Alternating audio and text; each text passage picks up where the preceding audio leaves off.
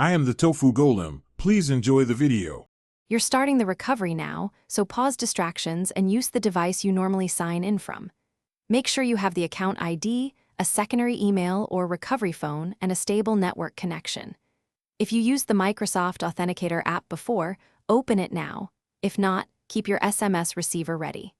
Once done, sign in at the Microsoft account portal and choose the locked account. This prepares all items needed for the next verification steps.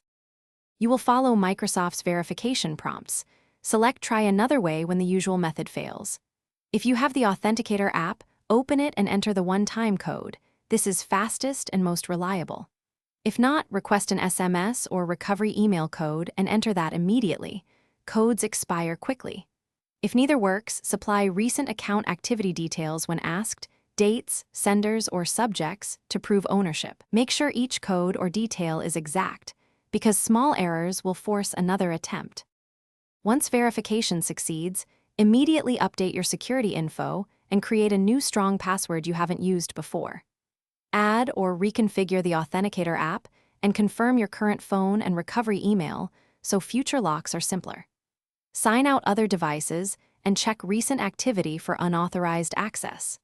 If verification repeatedly fails, use Microsoft's account recovery form and submit as much accurate history as possible. Then wait 24 to 72 hours for review. If stuck, Thanks for watching.